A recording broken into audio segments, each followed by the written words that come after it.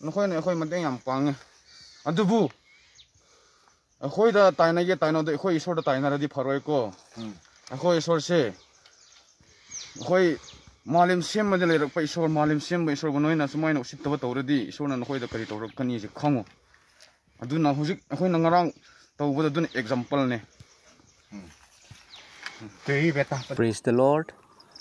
Chilina uje chilima pabung sing mayam pumnak pu Prabhu Jisu Christ gi mingda yai famangol nizeri adum punamak tekta kaidana tabiri basing adombo Jisu Christ na ingthana thambi boisanu mayam hujik ayukta tum hek hagolakpada video makak tengnajai masida khulai paiba Christian singna mekhoina nomai kapaga hallelujah amen haiba aduga Prabhu Jisu Christ gi matangda mekhoina wangangba aduga khulai paiba mihat pase Jisu Christ na yabugumna amasung mekhoi gi wakhal se khaina tajaraga khanjaba matamda yamna Jisu Christ thajaba taragasu mekhoina khalliba wakhal aduga Jisu gi nungsibase yawdabase aina uzai mayam mase aina uzaba matamda aigi wakhaldasu oza Ramananda mahakna pibi khiba mahaki wahai khara mayam dai tahanjarake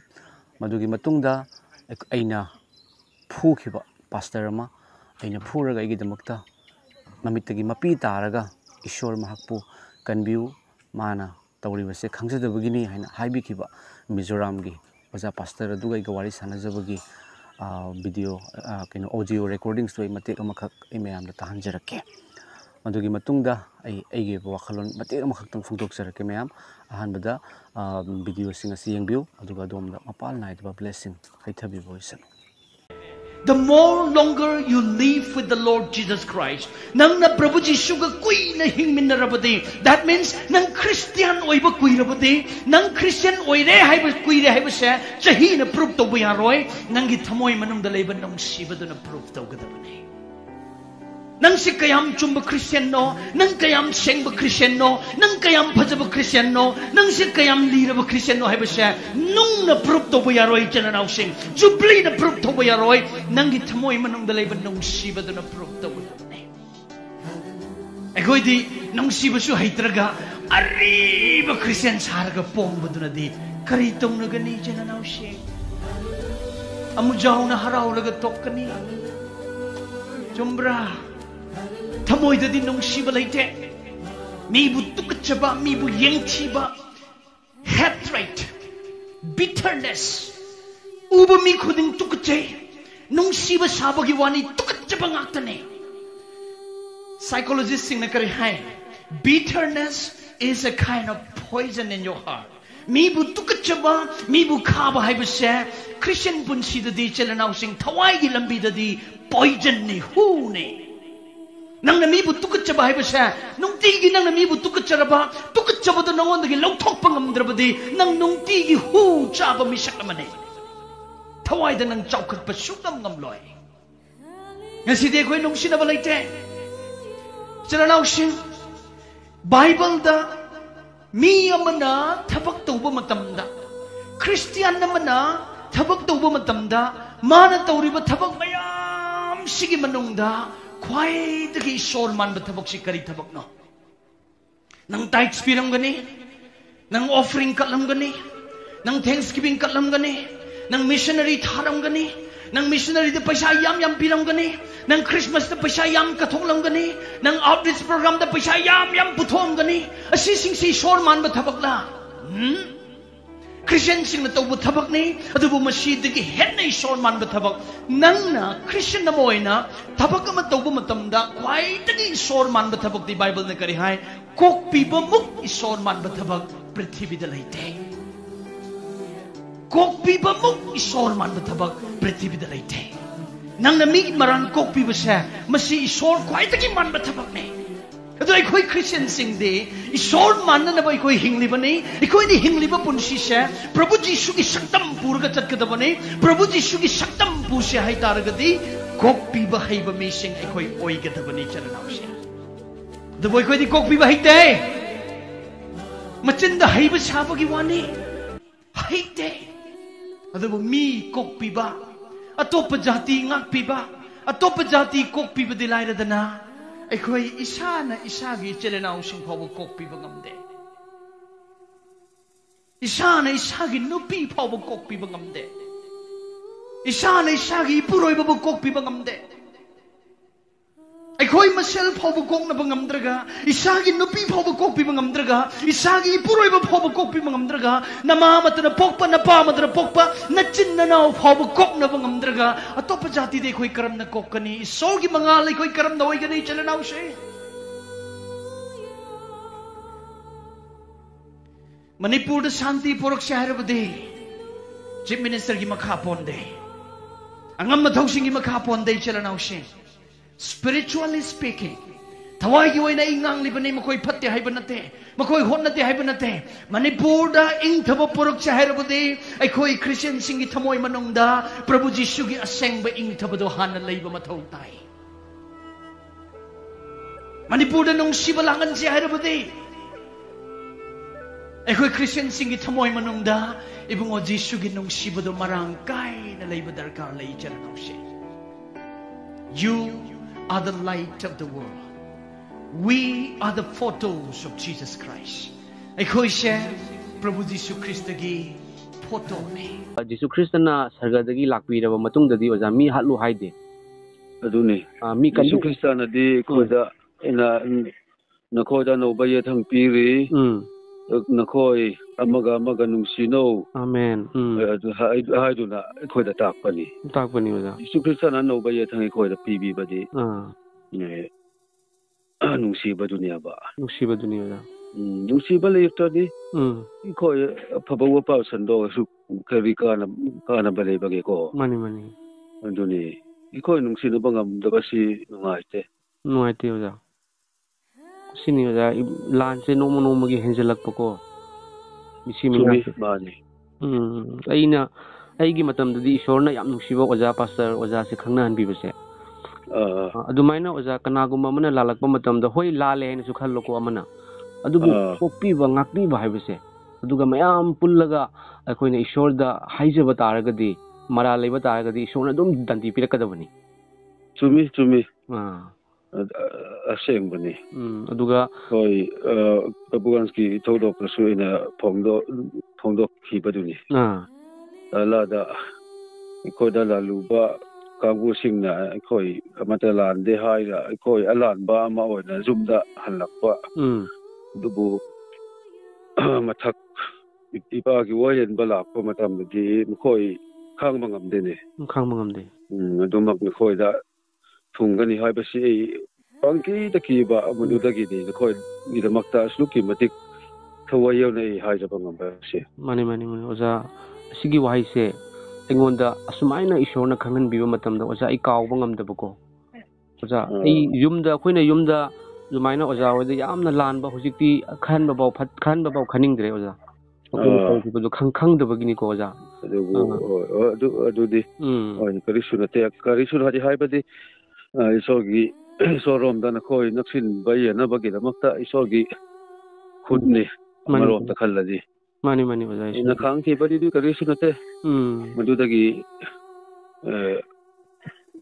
na phaba haibadi isogi tan ama madugi manungda leibadi di na koi mung manung Jisu Krista tha jagadi haibasi isona ubo phangbadagi isigi thodo ga si thokpa ma ki ayabani mani Mani oza ishorna ingonda aigi hakchang da phawkhibado ai hoji khallaga ai akiba phawi oza kalamba ai chatpa ngamaktaba adugi aigi koksigane oza kana gumba mana makhut ani na passion base asma tawraga loina mamjan kharaga oza ai san sari mini oza adu ai ima da kapabani nunupi daga ai sirani haina ya aina duagi gyan tarakpadagi torapka phattaba punamak loina ningsangaga ne isa nang se papi ni nang ishorna hatoni haina khalammi oza adubu ozana ka aigi damakta haijabirappa matamdo aduga Jisu Christ se magi nungsiba se oza Jisu Christ bu cross ta thangalakpa matamda mak saukide ipa magi maral kokpiu haibado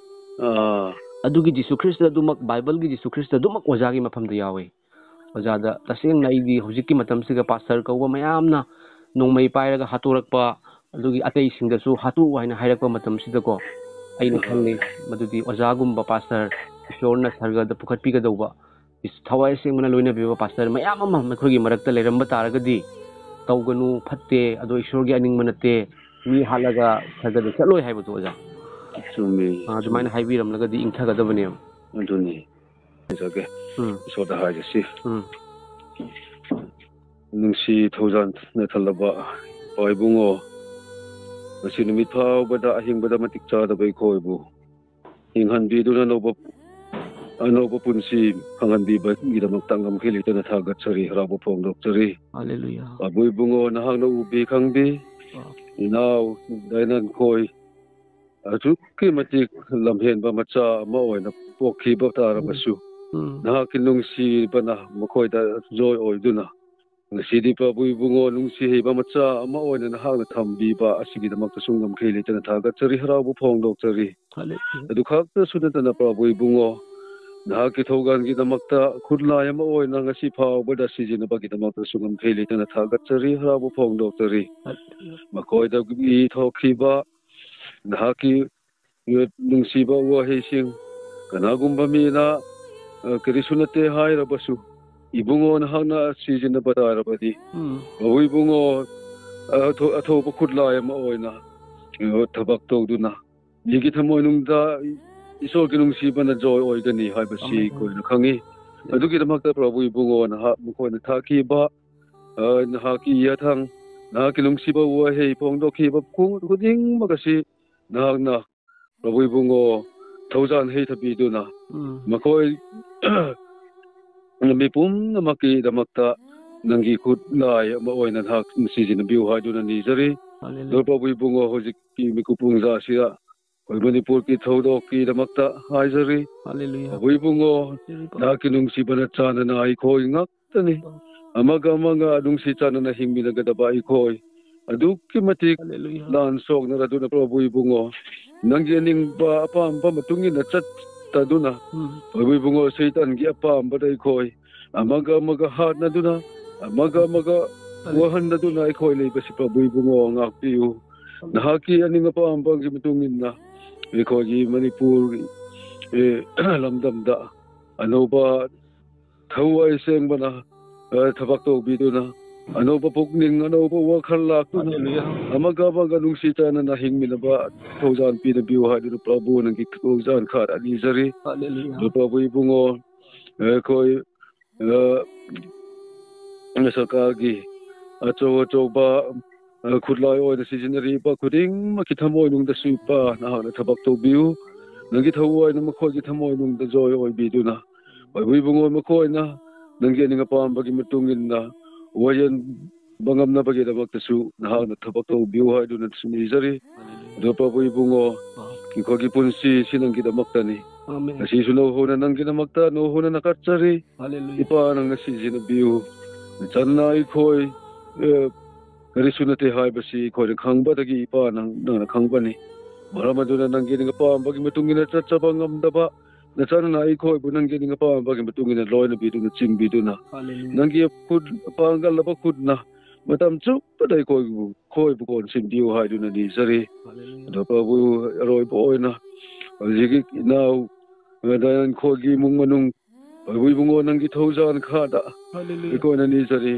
ꯃꯈꯣꯏ ꯏꯃꯨꯡ ꯃꯅꯨꯡ ꯅꯍꯥꯛꯅ ꯂꯣꯏꯅꯕꯤꯗꯨꯅ ꯆꯤꯡꯕꯤꯌꯨ ꯑꯉꯥꯡꯁꯤꯡ ꯂꯥꯏꯔꯤꯛ ꯂꯥꯏꯁꯨ ꯇꯝꯕꯗ ꯑꯗꯨꯒ ꯄ꯭ꯔꯚꯨ ꯏꯕꯨꯡꯉꯣ ꯅꯨꯡꯇꯤꯒꯤ ꯊꯕꯛ ꯁꯨꯕ ꯆꯥꯕ ꯊꯛꯄ ꯈꯨꯗꯤꯡꯃꯛꯇ ꯏꯕꯨꯡꯉꯣ ꯅꯪꯒꯤ ꯅꯨꯡꯁꯤ ꯊꯧꯖꯥꯟꯅ ꯃꯇꯝ ꯆꯨꯞꯄꯗ ꯂꯣꯏꯅꯕꯤꯗꯨꯅ ꯆꯤꯡꯕꯤꯗꯨꯅ ꯃꯈꯣꯏꯕꯨ ꯄ꯭ꯔꯚꯨ ꯏꯕꯨꯡꯉो ꯑꯅꯧꯕ ꯕꯣꯔ ꯐꯪꯍꯟꯕꯤꯌꯨ ꯍꯥꯏꯗꯨꯅꯁꯨ ꯅꯤꯖꯔꯤ ꯑꯗꯨ ꯄ꯭ꯔꯚꯨ ꯏꯕꯨꯡꯉꯣ ꯃꯈꯣꯏꯒꯤ ꯂꯝꯗꯝꯗ ꯅꯍꯥꯛꯀꯤ ꯃꯤꯡ ꯈꯪꯗꯕ ꯅꯍꯥꯛꯀꯤ ꯅꯨꯡꯁꯤꯕ ꯃꯁꯛ ꯈꯪꯗꯕ ꯃꯤꯁꯤꯡꯗꯁꯨ ꯄ꯭ꯔꯚꯨ ꯏꯕꯨꯡꯉꯣ ꯅꯪꯒꯤ ꯑꯐꯕ ꯁꯥꯈꯤ ꯑꯣꯏꯕ ꯌꯥꯅꯕꯒꯤꯗꯃꯛꯇ ꯅꯍꯥꯛꯀꯤ ꯊꯋꯥꯏꯅ ꯃꯈꯣꯏ ꯏꯃꯨꯡ ꯃꯅꯨꯡꯕꯨ ꯆꯤꯡꯕꯤꯗꯨꯅ ꯂꯣꯏꯅꯕꯤꯌꯨ ꯍꯥꯏꯗꯨꯅ ꯅꯤꯖꯔꯤ ꯉꯁꯤ ꯅꯨꯃꯤꯠ ꯆꯨꯞꯄ ꯑꯩꯈꯣꯏꯕꯨ ꯂꯣꯏꯅꯕꯤꯗꯨꯅ ꯆꯤꯡꯕꯤꯌꯨ ꯑꯩꯈꯣꯏꯒꯤ ꯄꯨꯟꯁꯤ ꯅꯪꯒꯤ ꯑꯅꯤꯡ ꯑꯄꯥꯝꯕꯒꯤ ꯃꯇꯨꯡ ꯏꯟꯅ ꯆꯠꯍꯟꯕꯤꯌꯨ ꯍꯥꯏꯗꯨꯅ ꯍꯥꯏꯖꯅꯤꯖꯕ ꯄꯨꯝꯅꯃꯛ ꯄ꯭ꯔꯚꯨ ꯖꯤꯁꯨ ꯈ꯭ꯔꯤꯁꯇꯒꯤ ꯃꯤꯡ ꯁꯣꯟꯗꯨꯅ ꯅꯤꯖꯔꯤ ꯑꯥꯃꯦꯟ ꯃꯁꯤꯅꯤ ꯍꯜꯂꯦꯂꯨꯌꯥ ꯃꯌꯥꯝ ꯑꯩꯉꯣꯟꯗ